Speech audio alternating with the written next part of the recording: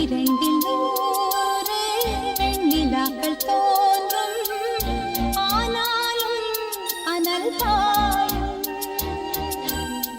நாடி எங்கும் ஏதோ நாத வெள்ளம் ஓடும், ஆனாலும் என்னதாகும்.